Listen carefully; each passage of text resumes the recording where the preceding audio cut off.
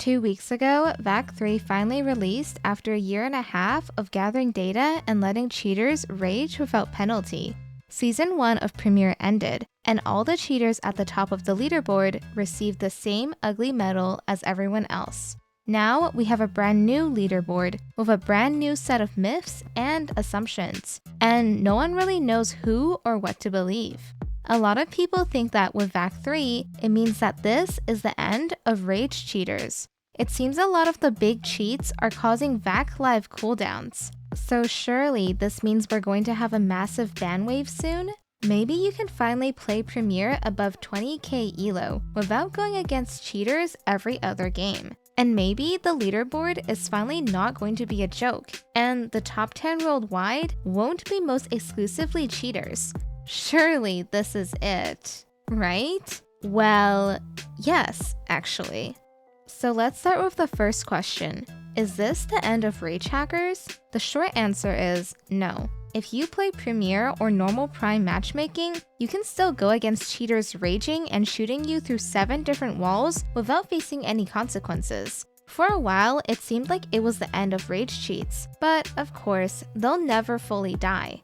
While you can't run around no-spread rapid-fire double-tapping everyone anymore like you used to, it doesn't mean that you still can't rage. But now, you have a lot more limitations, and you can't use most of the blatant features anymore. When it comes to this, there's been a lot of people saying all sorts of different things. People have been saying you can't kill people too quickly, you can't auto-wall, you can't use silent aim. You had people claiming movement features like auto-stop or jump bug or auto-strafe were detected and would cause you to get a cooldown. Some were even claiming that they triggered VAC Live while using an external. Some said legit internal cheats were causing cooldowns without using any blatant features. It seemed like no one really knew what was happening. So in order to have the most accurate, up-to-date information out there, I decided to test everything myself. Keep in mind all of this is subject to change and can change at any moment. So on my first account, I used Never Lose and I played Premier. I used 2 FOV with silent aim. I didn't use any movement features, not even bunny hop, and I didn't use auto fire. So with the 2 FOV rage bot, after a few rounds, I received a VAC Live cooldown. Next, I used Fatality and I played Prime. I used the rage bot with 1 FOV and the exact same rules as before, except this time I didn't use silent aim. After a few rounds, I once again got a VAC Live cooldown. Then I tested raging with Anuria. I used auto fire and auto wall with 4 FOV. After some rounds, I got a VAC Live cooldown.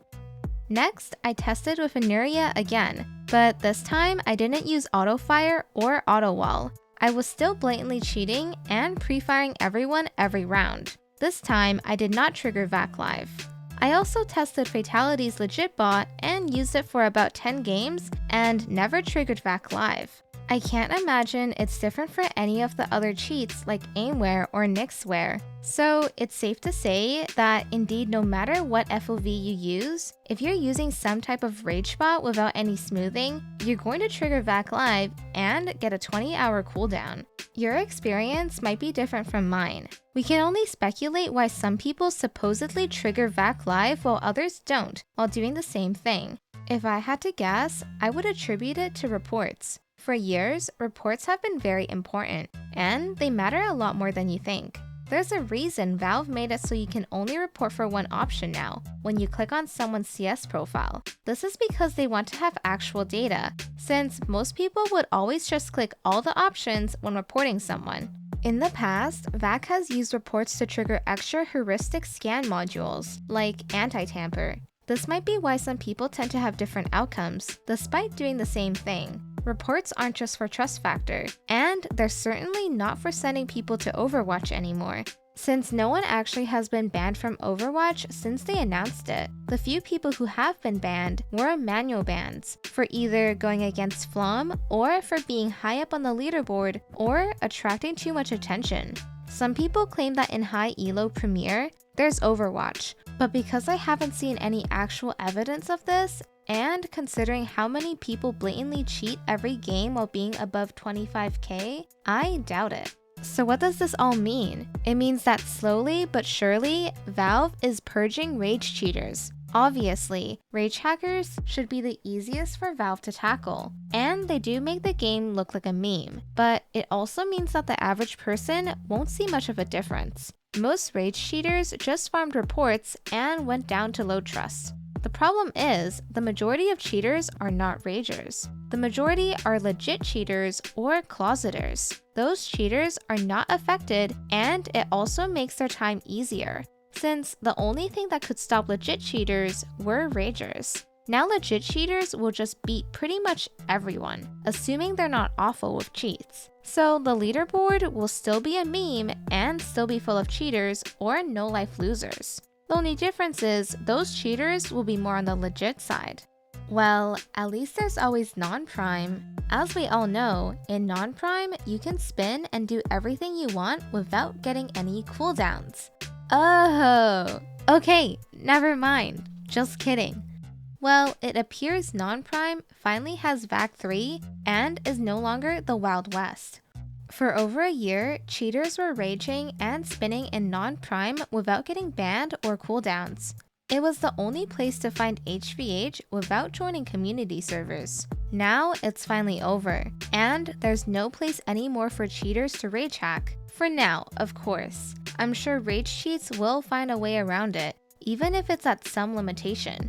What this does mean is VACnet is here to stay in all modes, and HVH on official Valve servers might very well be a thing of the past. Even if they find some way around it, at this rate that VAC 3 is going at, it's only a matter of time that any type of rage hacking will be completely detected. Or there's going to be so many limitations that it's not even going to be worth it. So I hope you enjoyed the last year and a half of raging in CS2, because those days are gone.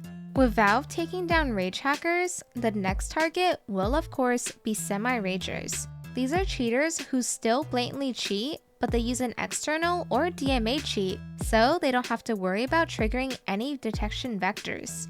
If they ever get Overwatch back up and running, and Overwatch isn't clogged up with spinners and ragers like it was back in CSGO, then this means Overwatch will only be getting semi-ragers and blatant cheaters. And that means a lot more of them will be getting banned. This is wishful thinking, of course, but it's not that unlikely to happen anymore.